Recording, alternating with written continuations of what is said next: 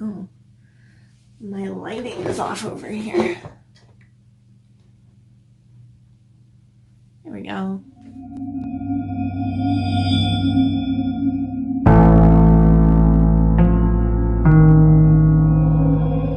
What is up, my glamorous guys and gals and non-binary pals? We got my little helper Jack here today with me. Look at him, isn't he adorable?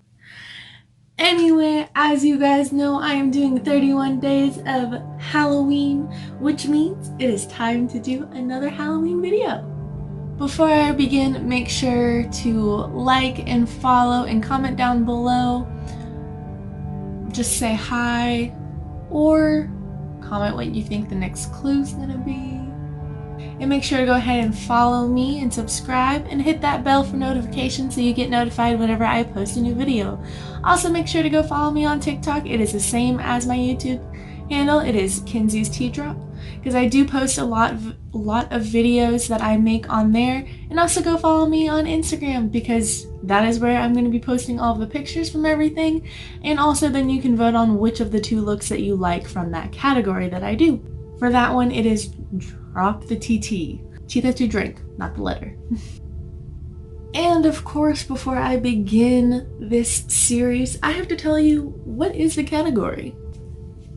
Here's my other little babe. Here's my other little helper. Chloe, you want to tell them what the clue was? So, this one was a lot harder. I made it a lot harder, and I did say it was going to be a lot harder. I did get 2 people actually to guess it, and they guessed it at the exact same time. I'm not even kidding. Here's the proof. So if you're wondering what the last clue in the video, or the clue from the last video was, it was this. Yeah. Where's my bottle of fake blood?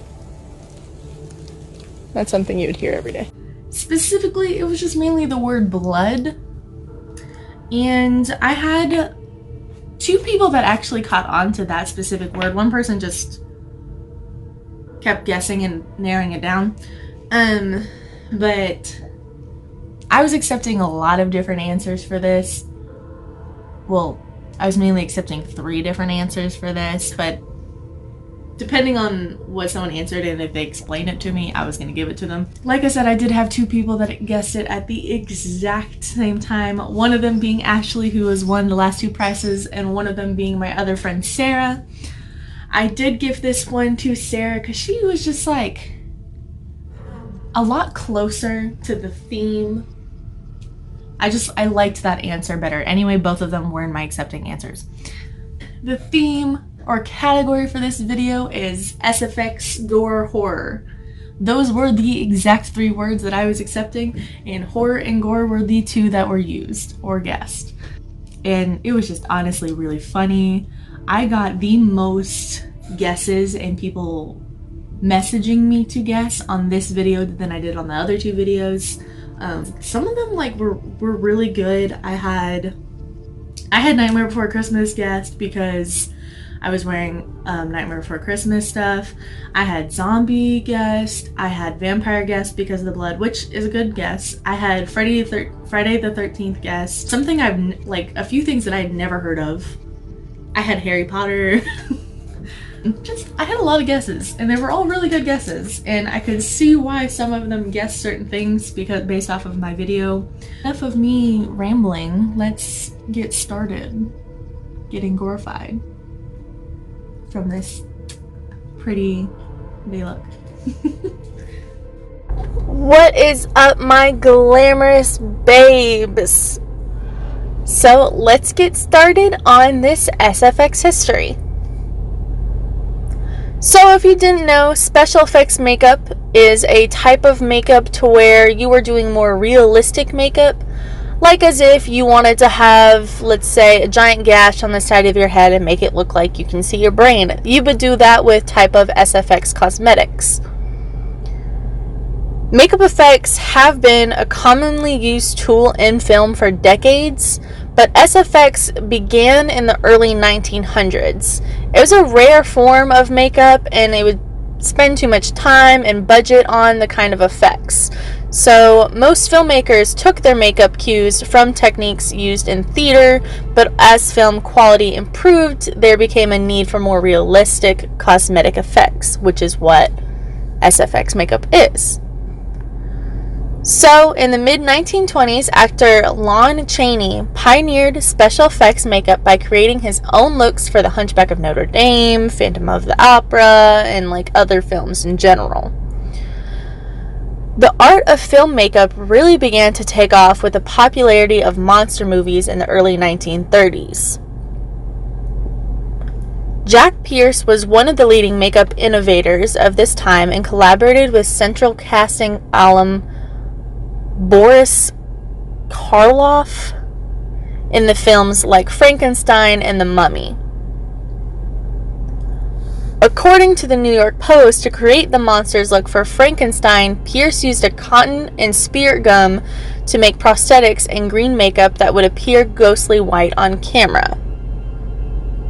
As the film industry advanced, like with the introduction of full-color motion pictures, these makeup tricks had to be adapted to maintain the realism of the effects.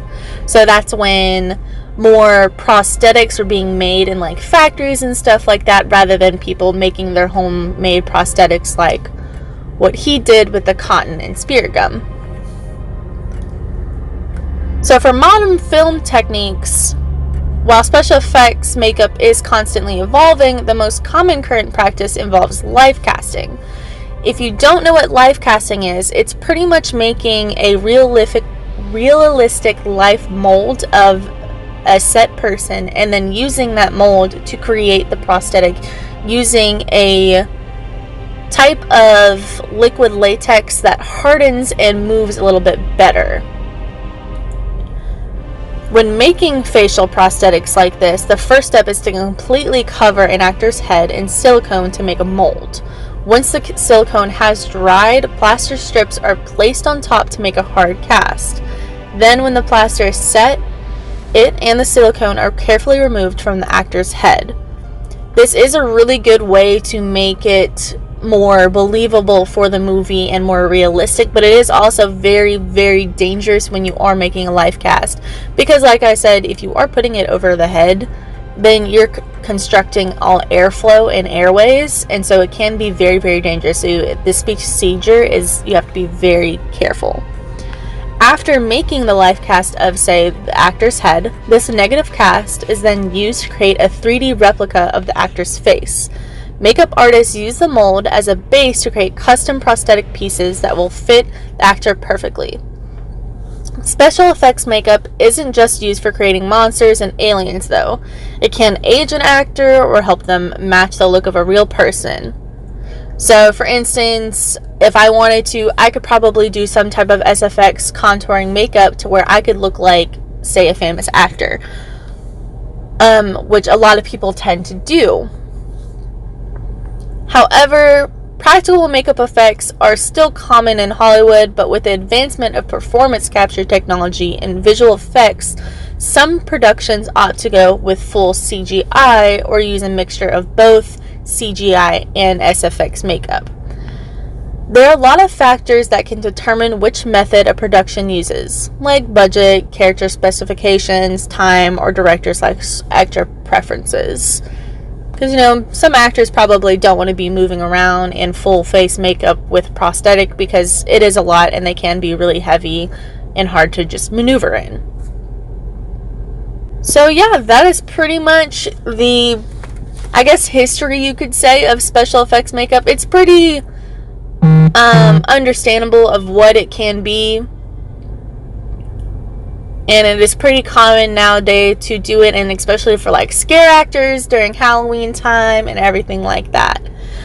If you want to learn more about it, just Google SFX makeup, and it is really simple. If you ever want to learn how to do it, go to YouTube. That's how I learned. I'm all self-taught. Anyway, it was very nice talking to you guys. I'm sorry this is short like the last one. There's honestly not a lot of background history on SFX makeup, because it's pretty straightforward. But yeah, now it's time for the montage.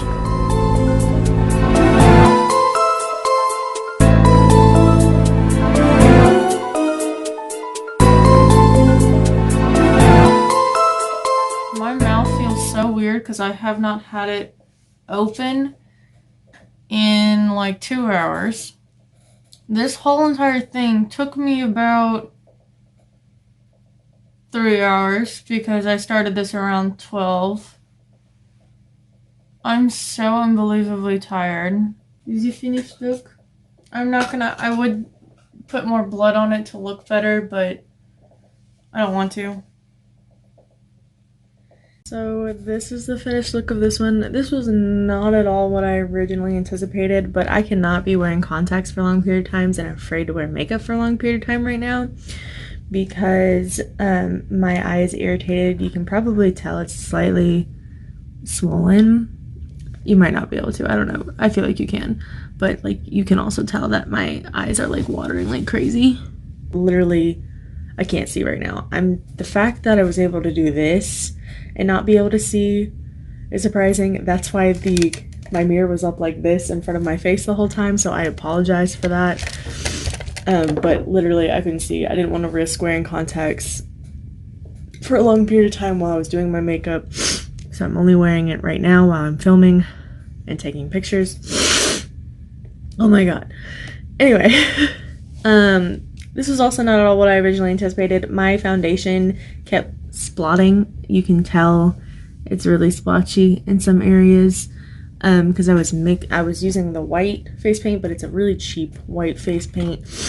But I really liked the texture that it was giving, so then I went with this instead because it still falls in line with the category.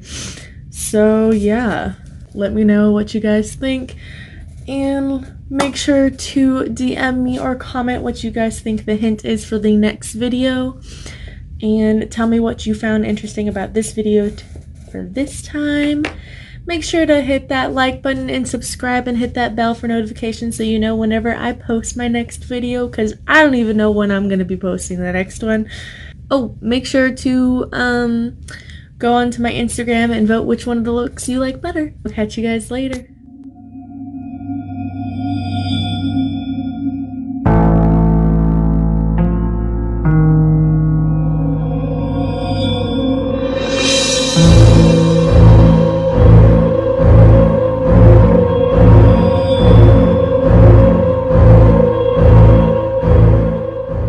I wonder if I just...